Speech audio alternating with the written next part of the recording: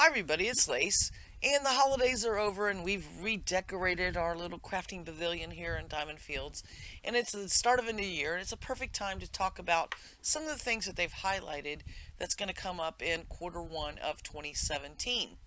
One of my residents, one of my POT residents, he and I were talking, and I'll give him a little prop here for this steel core, and he said, it's probably not a bad idea to start working on GM in my uh, repair skills. And this was him, saying that he was thinking that was one of the things he was going to focus on next. And I started thinking about it, and based on the way they say things and stuff, right now, let's say you have a really great weapon, and you can use one kodo and repair it all the way back up, but that's going to get expensive. And then the next time you repair it, it's more kodos, more kodos. Um, what we're kind of thinking, he and I, and talking, and this is not for sure going to happen or anything, is that they would maybe tend to give a little more weight to the repair skill. Besides, you can repair in the field and repair so much durability in the field. You don't get skill ups from doing that. Or you can repair on a table, and you do get skill ups from doing it on a table, and it tends to repair more. Well, wanting repair to do a little bit more, we're hoping maybe it'll get a little bit of a tick of durability back to that main durability that you might have lost, or something like that. That's kind of what we're thinking in the back of our minds, and why we're thinking about possibly, he was thinking about possibly GMing it, and now, yeah, I'm going to do it. And starting on that journey, I'm going to share some of the tips and tricks that I'm figuring out on my own in trying to do this. Again, I'm not saying it is absolutely worth your time to do it at this point. I'm thinking that it might be worth your time to do it at some point for a later benefit. There's no benefit right now, so let me just make that very clear. Going kind of hand in hand repair is salvaging, so I'm also going to kind of cover that as well. Basically, you're out in the world and you're hunting, you get all these rusty swords or war hammers or whatever. You can salvage those, obviously on the carpentry table or the blacksmithing table. The problem in trying to GM salvage something is in the tailoring. That's the one where salvaging, there's no drops really in the world that are giving you cloth or leather items. About the only way to get those currently is possibly some chests from some of the harder content, or from fishing, you might get some, or opening barrels or sacks or stuff like that, but that's going to get you busted on stealing, so you may not want to go that route. Probably right now, and this is as of R37, the only viable way to get your tailoring salvage up is to make stuff and then tear it down. Unfortunately, that's it. But as for carpentry and blacksmithing, that salvage is very easy to get. In fact, the real difficulty there is just having a big enough producer experience pool to eat it all up in that, because you can literally probably GM that in a day, provided you have a big enough experience pool. I have GM'd salvaging wood, because wood's just the biggest pain in the butt to get in the game still right now. Um, the benefit that I've seen from that is I get a little bit more wood scrap, I think, on some things. And talking about scrap, if you get shoddy bows, you're probably going to get less scrap from a shoddy bow than you get one without a pre-qualifier. And I did a whole video about that, but just retouching on that. The same thing is true on metal. A rusty sword's probably going to give me less scrap than if I get a warhammer. It didn't say rusty warhammer, it was just a warhammer. Well, actually, warhammer's going to give me metal scrap on the carpentry table. I guess, I don't know, some of the, if I get a sword that's not a rusty sword, I'd get more scrap that way. Just trying to qualify that. Again, scrap for either one of these, not a big deal. It's pretty easy to get and stuff. Now, thinking about these same principles, that it's very easy to get wood scrap and it's very easy to get metal scrap, that means I'm getting items. By that same thinking, then it's very easy for me to work my GM repair on those items I just looted. I don't have to make things and then repair them. I can just take all the stuff I found in the world and repair it, and then I can salvage it. So now I'm working both skills kind of at the same time. Of course, limitation there again is your XP pool, producer XP pool, and then also making the kits. Now you could buy the kits for $100 a piece off, various vendors and stuff, but you're going to find it's going to be much cheaper for you to make them. Because one, if you're making them, that means you're out there harvesting, which means you're out there building your producer pool to then reuse it on the GM salvaging or GM repair skills that you're working. Also, just to point out, I say GM because that's my personal goal, because in that way I can, form a group and teach it. You don't necessarily have to GM something to get the maximum benefit. This is true in all the crafting skills as well. 93 seems to be the break point at the first pass of enchanting. That's when you're going to get your max amount of enchanting, and then of course your second enchant, getting it past 93 is going to build that up. That's probably a whole nother thing that I probably shouldn't have even mentioned, but I'm just saying, don't feel like you have to hit 100, because that 99 to 100 is a pretty good chunk of change there, and that's true in crafting or in hunting as well. Oh, and I hope that everybody's noticed that my sound's changed. I've gotten rid of the squelch. I had to go buy a new headset. And I think this headset is actually doing better on volume control, to where you don't get me going really loud all of a sudden and stuff like that. Or even the some of the breathing into the mic that I've been famous for. Some people have called me out on. This mic seems to have a better noise reduction buffer on it. I can even have my fan on in the room that I play in. The old one, it was picking up the wind sound. So anyway, I hope everybody finds the new headset happy like I am, at least right now. Again, getting back to, let's talk about repair kits and what it takes to make them. We're going to start with carpentry. I already have my carpentry salvage at 100, because again, and I'll show you how easy it is to get that at some point. You have 3 basic repair recipes. That's the one with the Kodo. Don't hit that one. Uh, that's the one where you're going to use your repair kit on an item you found. And you can see I have 42 worn items. This is because I've already done these lesser staffs and wands. I can repair them all, and that's going to start helping me propel my carpentry repair skills. I can also make the kits. The kits are made from 2 wooden bindings. That's your biggest probably price point, is because to make wooden bindings, you're going to have to get wood. As stated, wood is one of the gating things in the game besides producer experience, because you just can't get wood the same way you can get, ore and stuff. For the bindings, I've talked about this in another video, is if you make your bindings on the milling station, it will take 2 timbers, 1 wax, and you get 4 bindings back. That's 2 bindings per timber. If you make your bindings on the carpentry station, it's going to take 1 timber, 3 wax, and you're only going to get 1 binding back. Don't make them on the carpentry station. Okay? Make them on the milling station. They may change this at some point, but that's how it is right now as of R37, and that's what you're going to want to do to get the most bang for your buck out of your wood. Metal binding, that's just going to be an ingot, whatever you're harvesting, Doesn't matter if it's copper or if you're doing copper more than you're doing iron. Don't feel like you have to go out and get iron instead. Do whatever you're out there harvesting and make your bindings from that. 1 ingot produces 2 bindings, so that's basically, you're looking at 1 ingot per repair kit for carpentry. As far as getting the items to repair, we'll go into that in a little bit, but I just wanted to show the repair kits for this and what it looks like to do them. Oh, I guess I should touch on this. Worn items. So I can just double click this and it's going to start grabbing all the things that I've looted, like these shoddy bows. And it makes it pretty easy to skill this up, as long as you've got the repair kits made. I can go through all my loot that I brought back and stuff. Like I said, I'll get more into how do you get those and everything a little bit later, but I just wanted to show that you can do this. One of the other things that I did is I took everything that I had in chests and stuff and whatnot, in my personal inventories and stuff, and I went through and I tried to repair everything. Because here's a little tip. You may have, let's say, a cloak and it has 100 durability. If you've been out there wearing it, just taking a few hits, it loses some durability. It may still show 100, but you might be able to repair it and get that skill up, or work towards getting that skill up. Again, we'll cover that a little bit deeper later, but just since we were here, I want to kind of touch on that.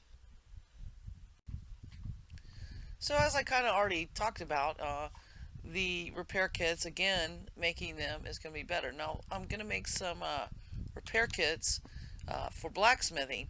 Now you can see that the recipe, it's a little dimmed out right now because I'm actually just crafting some. It's 3 metal ingots. I mean 6 pieces of ore to make them, plus the scraps to have made ingots from scrap and metal, and then 2 leather. Leather is very easy to get. That's from your animal hides. There's not a shortage of being able to get that, but you are going to have to mine. Currently, with the way mining's set up, there's T5 mines and there's one lower level mine, and that is the Owl's Head Nest mine. So if you're a lower level player, that's gonna be basically your only source for copper and iron until you get stronger and stronger, or you go with a group to one of the T5 mines. There's no T2, 3, 4 mines currently. Will that happen? I don't know. That's going to depend on how they unclone scenes and stuff.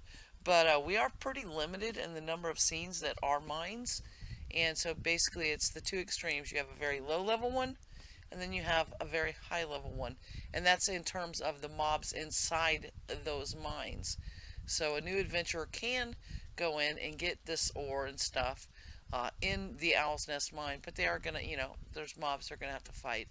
And again, and then the harder ones, obviously, far more mobs, far harder mobs, a little more effort to get ore from there.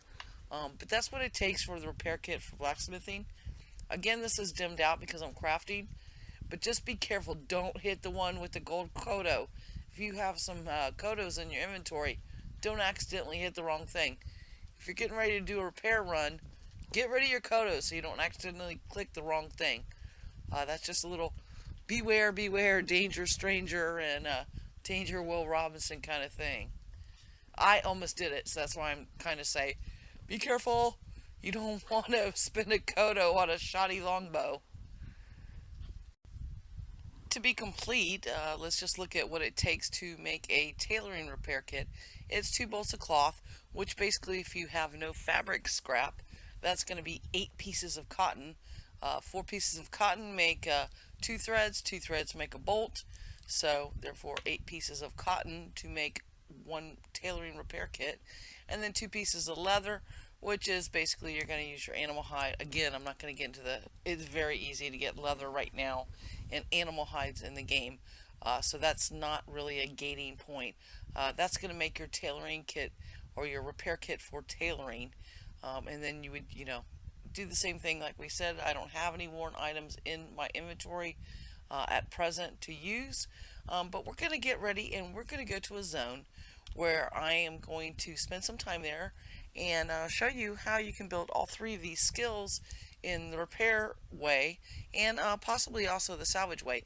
Tailoring, again, tailoring salvage is its own animal. There's no good way to do that right now other than making items and then tearing them apart, where you're going to lose your shirt. You're going to, leather, since leather is fairly plentiful with animal hides. If you're out there doing the scenes that have a lot of animals in them, you can make things that are just purely leather based. You'll need some supplementary items with the iron to make bindings and stuff, and then straps and things, which you can either do from cotton or from leather. But for the most part, that's the only feasible way to get your tailoring salvage up. So we're gonna touch on the GMing of the repairing of leather, cloth / leather, blacksmithing, and carpentry. And I'm going to take you to the scene that I like to do this, and I'm going to show you how to do it. So here we are in Highvale, one of my favorite places to get wood scrap, but you additionally can get metal scrap. But now I'm going to triple purpose this area. It's a T1 area. T1 brand new, folks. There's quite a swarm of mobs. So alone you may have some issues, but as you get to T2, T3, you can certainly come back to this area to do the same things I'm doing as quote-unquote a T5 adventurer. And trust me, I am no master. I'm working on a lot of skills and a lot of trees. Jack of all trades and master of none. So don't think you have to be uber powered or anything to do what I'm doing. I'm going in there. Now, this is my basic hunting equipment that I have on, but I'm not so worried about that, even though it's mostly blacksmith with one tailor item. What I really want to do is I want to work on tailoring repair, because that is the hardest thing for me to level, because I don't wear all tailoring stuff. Oops, hit the wrong button there. I'm going to hit I for inventory. I'm going to go into equipment, and I'm going to hit C for character, and I just drag my paper doll up. Okay, I got a cloth cloak on, perfect. I'm looking for, let's see, we got some legs. I think those are heavy armor, don't need to put those on. Uh, heavy up, that's a light armor thing. We already have a light armor thing. These are light armor, so I'm going to put light armor on there. I'm going to put the fire dancer top on. Well, I already have a light armor there, so that's fine.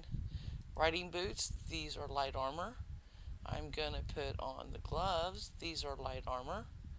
Okay, so now I'm just looking for some light armor legs, and there we go. Light armor legs. A helm. My band hat will work. So now I have 5 pieces of light armor on. I'm going to take damage as I'm going through this zone. And then I'm going to be able to repair these things. Now, the balance comes in knowing what you have on is going to, you're going to be able to survive in that, in the zone you're taking damage. You don't necessarily have to do it in High Vale, where I'm at. You could do this in any zone. You could wear 4 of your normal pieces of gear and trade in a pair of boots and stuff to take damage or something like that, or a pair of gloves or gloves and boots, and have them take damage, and then be able to, use your tailoring repair kits on them. Again, if I hit C for character and I look at this, okay, right now these boots show 50 of 50, okay. I'm going to go in here and I'm going to whip out my pole arm, and I'm going to go and I'm going to kill some stuff, and I'll spend a few minutes in here doing this, probably about 3 to 5 minutes, and I should probably get enough aggro, take enough damage to be able to repair them. Okay, I'm not going to make you watch me fight these things or anything like that, but that's basically what I'm going to do. In the meantime, while I am doing this, when I'm killing them, I'm going to be able to loot the bodies of this stuff and get shoddy bows. If they're fighter types, they're going to give me rusty items, which is going to allow me to work the carpentry side of my repair, because I'm going to repair those items that I found. What do we got? Oh, we got to see. You can see they're damaging me a little bit because I'm not really, buffing, or I'm not really concerned right now because I am a higher level. As a lower level character doing the same thing, you will take a little bit more damage and stuff. But anyway, this is the idea of what I'm suggesting you do if you want to spend some dedicated time to level these things up very quickly. Again, like I said, I don't have a build specifically for this. This is just to demonstrate. And after I've collected these things and stuff, I'm going to be right back. So I spent a couple minutes just gathering up just what we got from that little quick thing, and then I killed a few more things just to make sure I took some damage and stuff to my armor. And I just wandered from High Vale, right over there, over to Resolute, because Resolute has a crafting pavilion that I can use. And I'm just going to go over here, and I'm going to use Resolute to repair all my loot that I found, and then I'm going to salvage it. And it's going to take my weight reduction down. I'm going to keep repeating that process depending on how many repair kits I brought with me for blacksmithing and for carpentry, and then also with the damage my armor took. Again, the armor may show only 50% or show 50 of 50 as durability, but I still was taking damage. And it's that point, that thing that you can't see. It's really not 50, it's like 49.9997. I can still repair it, and I can still get the skill ups from that. And so that's what I'm trying to demonstrate here, is that's going to be probably right now, again, your best way to get your tailoring repair up. And then going into a high population zone of mobs with crappy weapons is going to be your best way to repair for the carpentry or the blacksmith.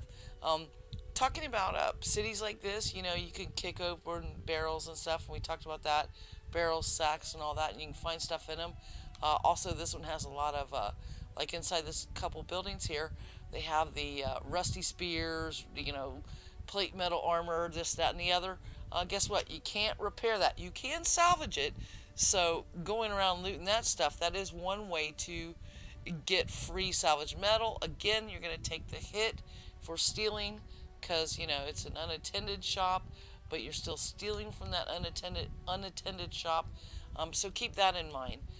So basically, let's just get naked here. I'm gonna hit character and I'm gonna toss off all this light armor that I had on. The weapons and stuff, that's pretty much, you know that you can repair that. But let's see what we got. We know that when we left Diamond Fields, we had nothing that could be repaired on the tailoring station. Let's see what we have now. I'm going to hit REP in the search box. Repair. I have forewarned. See? So just that very short amount of time, even though the durability didn't tick down a whole point, I took damage. I wore out my armor. This is how you're going to have to build that skill right now for repair and tailoring. So if I just double click that, so my chest took a little bit, I can repair it. And remember, it doesn't matter how much damage the item took. That doesn't increase your skill gain. It's a per use thing. So the more items I can damage, the more I can repair, the more combines I'm doing, and the better way to up my tailoring repair. This was the band hat that we put on. See, wasn't on for that long. That thing got damaged. I couldn't see the damage in the sum of a whole point, but it did take damage. And so that's how I'm going to get my tailoring repair up. As for all the, I'm naked, don't look. Anyway, as for all the items that we just got, well, I made a bunch of repair kits. Again, I'll go to the carpentry table. I'll hit REP for repair. And I, I only grabbed a few things, but there's all these shoddy longbows that I did, and I can repair them, till I'm out of them. Again, my right now I'm at 82 repair, and my producer experience is very low, so I'm not going to do them all for this video. I just wanted to show you, this is how you get the number of attempts, which is what you need. It's number of attempts times XP is your level. So there's that one. We also killed some elven dudes that were melee, and so because of that, we can take their weapons. We killed a lot of melee ones apparently this time. Oh, this was my old armor. Sorry. Never mind. Let's break through this. Let's see. My armor from an old battle. But that could be repaired again, even though it hadn't gone down a whole tick. And there we go. There's our rusty short sword that we looted. And again, my XP pool is really low, and I don't want to work on these skills anymore right now. But this is what I wanted to show you, how you can take these things and do basically 3 things at once, depending on how you're set up, and just running to Resolute, doing your repairs, doing your salvage after you've repaired everything. Now you've got scrap. You're going to have metal scrap, you're going to have wood scrap, which you're going to use your wood scrap to make more bindings, to make more repair kits.